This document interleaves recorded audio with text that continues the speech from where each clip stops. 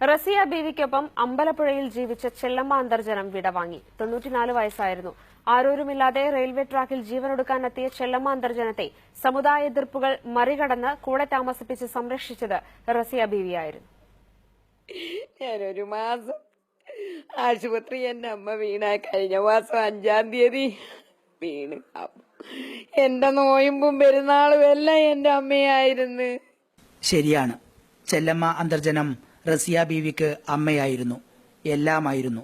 17 വർഷം മുമ്പ് അമ്പലപ്പുഴ നീർക്കുന്നത്തെ റെയിൽവേ ട്രാക്കിൽ ജീവിതം അവസാനിപ്പിക്കാൻ എത്തിയതായിരുന്നു ചെല്ലമ്മ അന്തർജനം. ചെല്ലമ്മ അന്തർജനത്തെ റസിയ വീട്ടിലേക്ക് കൂട്ടിക്കൊണ്ടുവന്നു. ചെല്ലമ്മയ്ക്ക് വേണ്ടി തുളസിത്തറയും കിണറുമെല്ലാം ഒരുക്കിയ റസിയ ബീവി ചെല്ലമ്മയുടെ മതവിശ്വാസത്തെ അതുപോലെ സംരക്ഷിച്ചു. അങ്ങനെയിരിക്കെ 5 കൊല്ലം മുമ്പ് ബാബു തിരുവല്ല ഇവരുടെ അപൂർവ ബന്ധം സിനിമയാക്കി.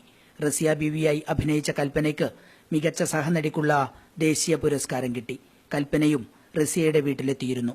ചെല്ലമ്മയെ സംരക്ഷിക്കാൻ എല്ലാ മാസവും ഒരു നിശ്ചിത തുക നൽകുമായിരുന്നു കൽപ്പന. അതിനിടെ കഴിഞ്ഞ മാസം വീട്ടിൽ തന്നെ വീണ് കാലിന്റെ എല്ല് പൊട്ടി. ആലപ്പുഴ മെഡിക്കൽ കോളേജ് ആശുപത്രിയിൽ ശസ്ത്രക്രിയ നടത്തി. ഈ മാസം 1-ാം തീയതി തിരികെ വീട്ടിലേക്ക് വന്നെങ്കിലും കഴിഞ്ഞ ദിവസം മരണത്തിന് കീഴടങ്ങുകയായിരുന്നു.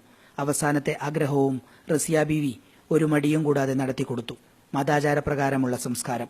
റസിയ ബീവി എന്ന മുൻ പഞ്ചായത്ത് അംഗം ജാതിമത ചിന്തകളുടെ എല്ലാ അതിർവരമ്പുകളെയും സ്നേഹം കൊണ്ട് മറികടന്ന് സ്വന്തം അമ്മയെപ്പോലെ ചെല്ലമ്മയെ സംരക്ഷിച്ചു. മറ്റാരുമില്ലാത്ത ചെല്ലമ്മ അന്തർജനത്തിനും ജീവൻ അവസാനിക്കും വരെ റസിയ മാത്രമായിരുന്നു കൂട്ട്.